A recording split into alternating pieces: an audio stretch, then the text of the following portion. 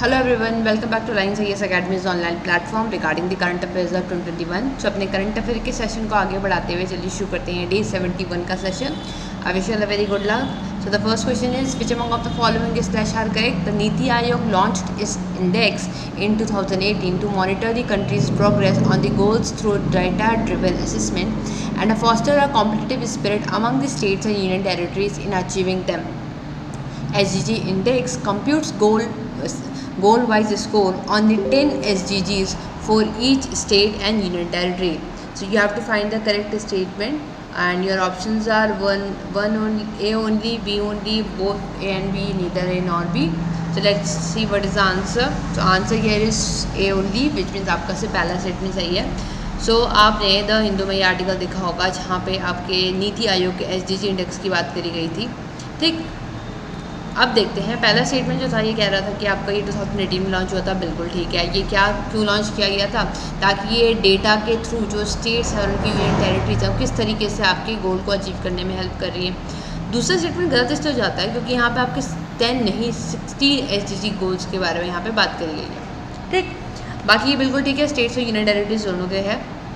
तो ये देख लेंगे हम कि आपका जो ये नीति आयोग ने ये निकाला था इंडेक्स, इसके दो मैंडेट थे. पहला तो ये कि अडॉप्ट मॉनिटर करे कि SDG किस तरीके से कर रहे हैं. इसके साथ साथ एक कॉम्पिटिटिव एंड कोऑपरेटिव फेडरलिज्म को प्रमोट करे स्टेट्स और यूटीज़ के बीच में. देखिए फेडरलिज्म तो हमें पता है. ओके, सो उसी को ही आगे बढ़ाते हुए फिर एक हो जाता है आपका कॉम्पिटिटिव फेडरलिज्म. ओके, जहाँ पे आप स्टेट्स को रैंकिंग प्रोवाइड करके उनके बीच में कंपटीशन क्रिएट कर रहे हैं. मान लीजिए आपने बोला कि तमिलनाडु ने बहुत अच्छा परफॉर्म किया, उनकी ग्रोथ हुई है. वहीं हमने बोला फोर से कि बिहार ने अच्छा परफॉर्म नहीं किया, उनकी ग्रोथ हुई. तो यहाँ पे एक तरीके से कंपटीशन क्रिएट हो रहा है. दूसरा हम वही बात करेंगे कोऑपरेटिव फेडरलिज्म. कोऑपरेटिव फेडरलिज्म की बात जब हम कर रहे हैं तो यहाँ पे क्या हो रहा है कि किस तरीके से आपका सेंटर जो है स्टेट्स की हेल्प कर रहा है, आपस में कोऑपरेट कर रहे हैं. किस तरह स्टेट्स आपस में कोऑपरेट कर रहे हैं. तो इस इंडेक्स के थ्रू ये भी देख रहे हैं, ये भी अचीव कर रहे हैं. ओके, इसमें आपका 2030 का गोल है. नॉट दैट इंपॉर्टेंट हो जाता है कि 2015 में आपका यूनाइटेड जनरल असेंबली ने आपका 2030 का एजेंडा अडॉप्ट किया था. कौन सा? सस्टेनेबल डेवलपमेंट गोल्स का. इससे पहले हमारे पास कौन से थे? मिलेनियम डेवलपमेंट गोल्स थे. ओके, सो अब जो है हमारे पास 70 सस्टेनेबल डेवलपमेंट गोल्स हैं. ओके, तो इनको देख लेते हैं. यहाँ पे आप देख सकते हैं SDG इंडेक्स में आपके 16 को रखे गए हैं. ठीक, यहाँ पे रैंकिंग दी जाती है 1 से 100 के बीच, 0 से 100 के बीच में. अगर 100 का स्कोर है विच मीन्स वो स्टेट या यूनियन टेरिटरी वो 2030 का टारगेट अचीव करने में पूरी तरीके से सफल हुई है. हायर जितना स्कोर होगा the greater the distance the target to achieve. मतलब जितना ज़्यादा आपका स्कोर होगा उतना ज़्यादा आपका डिस्टेंस होगा. दूसरा यहाँ पे आ जाता है states and union territories are classified. 4 categories हैं. एक होती है एस्पिरेंट, दूसरा होता है परफॉर्मर, तीसरा होता है front runner and the last is achiever. ठीक, ये देखते हैं ये SDG गोल्स हैं. सो ये बहुत इंपॉर्टेंट है. 17 गोल्स जो हैं ये.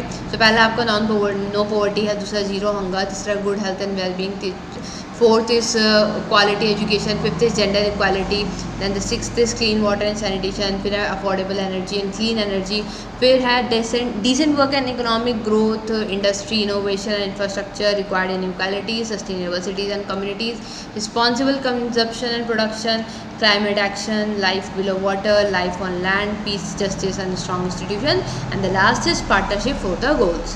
So ये आपके 17 गोल्स हैं जो कि आपके 2015 में आपके अडॉप्ट करे गए थे और जिनका टारगेट आपके 2030 तक का है अचीव करने का. Word Pegasus is sometimes scene is news is आपको बताना है. पेगासस वर्ड जो न्यूज़ में हमें सुनने को मिलता है वो क्या है? एक वॉर्म की स्पीशीज़ है, सिल्क की वेराइटी है, फ्रेश वाटर ईल है या फिर नन ऑफ द अबव. सो क्या है इनमें से पेगासस? आंसर होगा इसका डी, विच मीन्स इन सब में से कोई नहीं है क्योंकि पेगासस जो है ये आपका एक स्पाईवेयर है. ठीक, आपने 2-3 टर्म्स सुने होंगे. मालवेयर होता है, ओके, स्पाईवेयर होता है. ठीक, सो आपका और भी होते हैं. तो पेगासस जो है ये बेसिकली आपका इजरायली साइबर आर्म से डेवलप किया था 2016 में. ये आपका स्पाईवेयर है. ठीक है, यहाँ पे पेगासस ने व्हाट्सएप पे आपका किस तरीके से ये वीडियो कॉल फीचर को इसने एक्सप्लॉइट किया था. ये सब इसमें इसलिए ये न्यूज़ का पार्ट बना था. ठीक, तो स्पाईवेयर यही होता है कि ये आपके फ़ोन में आपकी स्पाइंग करते हैं इस तरीके का ये आपको उसमें डेवलप हो जाता है. ओके, आपके डिवाइस पे डेवलप हो जाएगा और आपका पर्सनल डेटा सब आपका एक्सट्रैक्ट करना स्टार्ट करेगा. Which among of the following is slash are correct about Lok Adalat? Lok Adalat is one of the substitute dispute redressal mechanism, National Legal Services Authority alongside the other legal services authority institution conducts the lok adalat, and your options are A only, B only, both are none. So you have to find the correct statement about lok adalat. So इसका answer होगा आपका both, question दोनों statement सही हैं. सो आपने the Hindu में फिर ये देखा होगा न्यूज़ लोक अदालत resolve over 7,500 cases in Gurugram. तो आप देख रहे हैं कि इतने सारे केसेज जब लोक अदालत ही सॉल्व कर दे रही है तो वो जुडिशरी पे कितना बर्डन कम कर रही है. सो लोक अदालत के बारे में देख लेते हैं. तो पहला सही है ये dispute substitute dispute redressal mechanism है, नालसा, जिसे हम नेशनल लीगल सर्विस अथॉरिटी भी कहते हैं. ये इसके साथ साथ और ये भी लोक अदालत को कंडक्ट करते हैं. डेफिनेशन क्या होती है लोक अदालत की? तो जैसे कि हमने देखा कि एक तरीके का फोरम होगा जहाँ पे केसेस और डिस्प्यूट को incomplete in the court of law and are compromise court. Basically यहाँ पे क्या होगा ना, कॉम्प्रोमाइज़ करवाने की जो स्टेज होती है ना, देखिए केसेस या डिस्प्यूट्स की ना कई स्टेजेस होती हैं. सो जो स्टार्टिंग की स्टेज होती है ना, जहाँ पे आप कॉम्प्रोमाइज़ करवा सकते हो, है ना, अगर वो सीरियस मैटर नहीं है, serious in the sense very offensive, तो यहाँ पे आपका लोक अदालत का काम फिर स्टार्ट होता है. वो यहाँ पे कॉम्प्रोमाइज़ करें. पर अगर मान लीजिए यही केस जो आपको कॉम्प्रोमाइज़ के थ्रू यहाँ पे सॉल्व हो सकता था, अगर यही आपका जुडिशरी में जाता और फिर वहाँ ये कॉम्प्रोमाइज़ होता, तो इसके जगह पे और कई ऐसे सीवियर केसेस जो कि जुडिशरी उस टाइम पे सॉल्व कर सकती थी वो नहीं कर पाती. तो लोक अदालत क्या करता है, ये वाला टाइम जुडिशरी का बचा रहा है.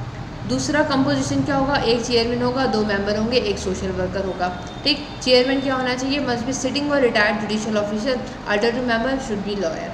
ठीक, मेंबर्स आपके लोक अदालत के, उनको मेंबर्स ही कहा जाएगा. उनका they have the role of statutory intermediaries only, they don't have judicial role, कोई जुडिशियल रोल नहीं है उनका. ठीक, और जो ये बना है लोक अदालत, ये आपका एक स्टैट्यूटरी बॉडी है, 1987 के एक्ट के थ्रू बनी है ये. और इसका जो आपका डिसीजन होता है लोक अदालत का, अल्टीमेट होगा, बाइंडिंग होगा सब पार्टीज़ पे. सिविल कोर्ट की हम बात करें तो यहाँ पे ये होगा. There is no provision for appeal against the verdict made by Lok Adalat. If parties are not satisfied there is no provision for appeal, they are free to initiate the litigation. So अगर यहाँ पे आपका मान लो लोक अदालत में इनको जो भी जजमेंट दिया गया है वो उससे खुश नहीं है, ठीक, तो वो फिर अपना लिटिगेशन इनिशिएट कर सकते हैं.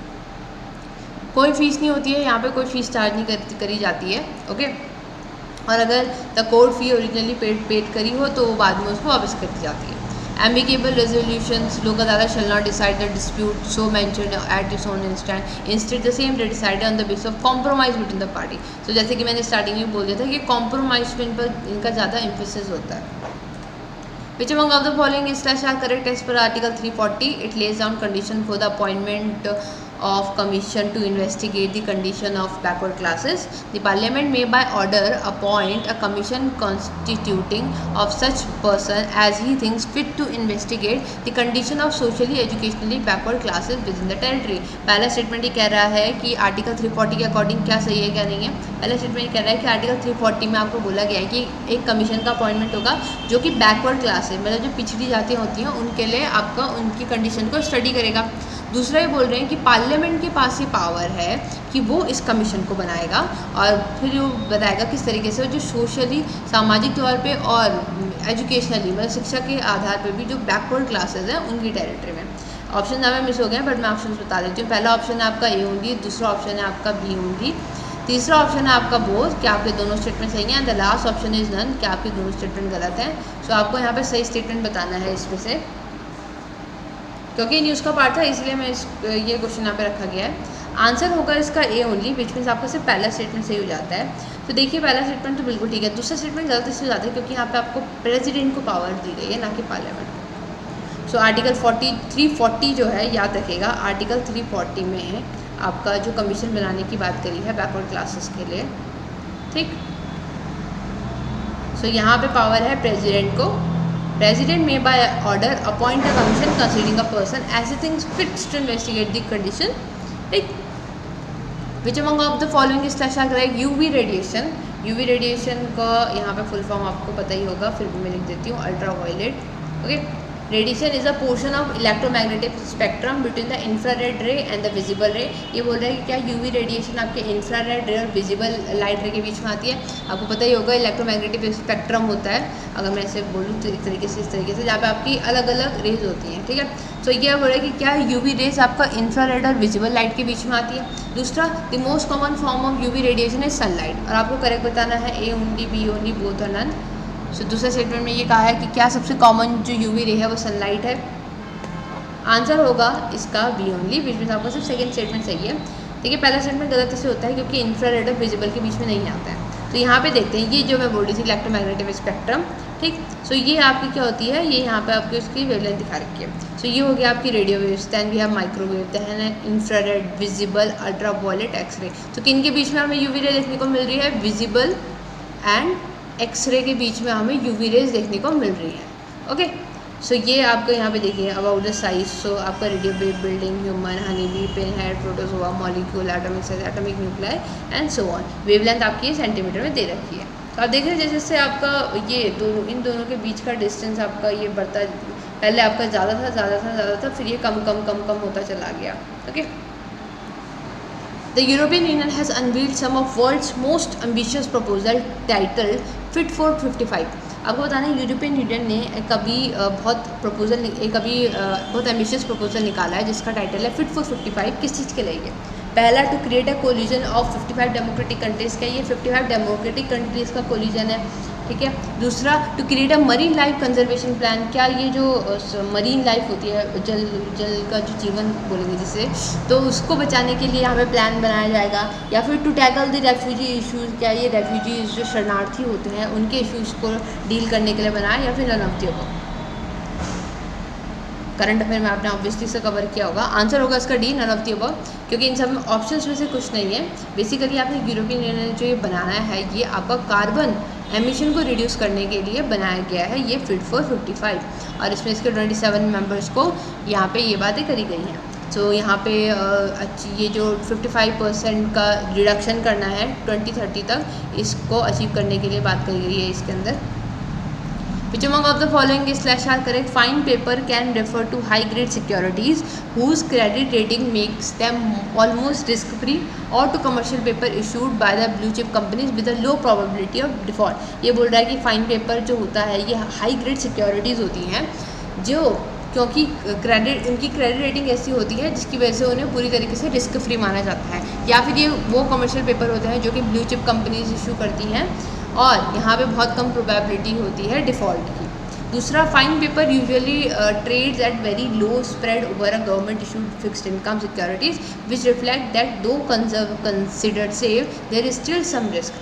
ये बोल रहा है कि फ़ाइन पेपर को गवर्नमेंट जो अपनी इनकम है उसमें बहुत कम यूज़ करती है, जिसका मतलब ये है कि इन कंपैरिजन टू कि अगर इसको रिस्क फ्री भी माना जा रहा है, स्टिल यहाँ पे कुछ ना कुछ रिस्क तो है ही। तो आपको सही बताना है A only, B only, both और नन। आंसर होगा इसका बोथ, विच आपके दोनों स्टेटमेंट सही हैं। तो पहला स्टेटमेंट बिल्कुल ठीक है कि ये वो सिक्योरिटीज़ होती हैं जिन्हें रिस्क फ्री कंसिडर किया जाता है। दूसरा, गवर्नमेंट इशूड फिक्स्ड इनकम में इनका बहुत कम, इनकम सिक्योरिटीज़ में इनको बहुत कम देखा गया है, ठीक। Issue are not required to register commercial paper with the if maturity is less than. तो अगर यहाँ पे मेच्योरिटी आपकी 270 डेज से कम है तो इशूअर को ज़रूरी नहीं है कि इसे रजिस्टर करे। दूसरा, due to low risk of fine paper, क्योंकि ऐसा हमने बोला कि यहाँ पे लो रिस्क हमें कम देखने को मिलता है, the return is also very fairly low. तो जितना ज़्यादा आपका रिस्क होगा उतना ज़्यादा रिटर्न होता है, क्योंकि यहाँ पे रिस्क कम है तो यहाँ पे रिटर्न भी हमें कम देखने को मिलता है। Commercial paper is unsecured investment, so if the issuer defaults investor has no recourse to claim any loss. तो यहाँ पे अनसिक्योर्ड इन्वेस्टमेंट है, तो अगर किसी तरीके से डिफॉल्ट हो जाता है इशूअर, ओके, तो जो इन्वेस्टर जिसने उस कमर्शियल पेपर में इन्वेस्ट किया है वो ये क्लेम नहीं कर सकता है। Dash become the only country to issue and accept RuPay card as well as भीम यूपीआई। तो कौन सी ऐसी कंट्री है जो कि जिसने इशू किया है रुपए कार्ड और एक्सेप्ट भी करा है रुपए कार्ड, और उन्होंने भीम यूपीआई को भी एक्सेप्ट कर लिया। आपको पता होगा कि ये इंडिया के हैं, तो किसी कंट्री ने अगर इसे करा है तो फिर ये काफ़ी इंपॉर्टेंट हो जाता है। आपका ऑप्शन है Singapore, Bhutan, Bangladesh, none of the above. किसने करा है ये? आंसर होगा इसका बी, भूटान। तो भूटान पहली ऐसी कंट्री बनी है जिसने आपका भीम यूपीआई को अडॉप्ट किया है। और ये दूसरी भी उन कंट्रीज़ में सेकंड वाली कंट्री बनी है जिसने मर्चेंट लोकेशंस पे भी इसको करा है। सो आप याद रखिएगा, नॉर्मली जो अगर हम नॉर्मल क्वेश्चन आ गया कि भीम यूपीआई को सबसे पहले किसने किया है तो भूटान आ जाएगा। बट फिर अगर बोलें कि आपका मर्चेंट लोकेशंस पे किसने एक्सेप्टेंस स्टार्ट किया तो पहले में सिंगापुर, क्योंकि सिंगापुर ने इससे पहले कर दिया है, और फिर सेकंड नंबर पे भूटान आ गया। और तीसरा फिर भूटान वो अकेली कंट्री भी बनी है जिसने रुपए कार्ड और भीम यूपीआई दोनों को रखा है। लास्ट क्वेश्चन से पहले, legislation for giving effect international agreements has been mentioned under. आपको बताना है कि अगर इंटरनेशनल एग्रीमेंट्स को लेजिस्लेट करने के लिए, मान लीजिए अगर हमारे प्राइम मिनिस्टर जाते हैं और पेरिस अग्रीमेंट साइन करके आते हैं, एग्जांपल दे रही हूँ मैं, ठीक है, अब वो तो वहाँ पे साइन करा है बस, बट उसको यहाँ आके रेटिफाई भी तो करना होगा अगर हम उसे फोर्स में लाना है तो। रेटिफाई इट मीन्स आपको यहाँ पे उसके लिए लेजिस्लेशन बनाना होगा। तो लेजिस्लेशन बनाने के लिए कोई तो लॉ कॉन्स्टिट्यूशन में होगा, तो आपको बताना है कौन से आर्टिकल में, 253, 263, 273 और नन ऑफ द अबव, कौन से आर्टिकल में दिया गया। ठीक है, इसमें गैप बहुत है तो आप अब ये फैक्चुअल फिर कंसिडर नहीं किया जाएगा इसको, क्योंकि इनके बीच में गैप्स बहुत दिया गया है। आंसर होगा इसका ए, आर्टिकल 253 में आपका ये कहा गया। Okay, last question, India's first cryptogamic garden has been inaugurated recently in Punjab, Uttar Pradesh, Uttarakhand, none of the above. कहाँ पे ये आपका लॉन्च हुआ है। क्रिप्टोगैमिक बेसिकली जो आपके फंजाई, लाइकेंस एंड फर्न्स, इन सबको ना कलेक्टिवली क्रिप्टोगैमिक कहा जाता है। तो पहला गार्डन कहाँ पे इनॉग्रेट किया गया है ये इंडिया में। आंसर होगा इसका सी, उत्तराखंड में। तो देहरादून में जो चक्राता टाउन है वहाँ पे इसको लॉन्च किया गया है। ओके, उत्तराखंड के देहरादून में से लॉन्च किया, इनॉग्रेट किया गया है means. So with this, let's conclude today's session. I hope आप लोगों ने अच्छे से परफॉर्म किया होगा। Thank you so much.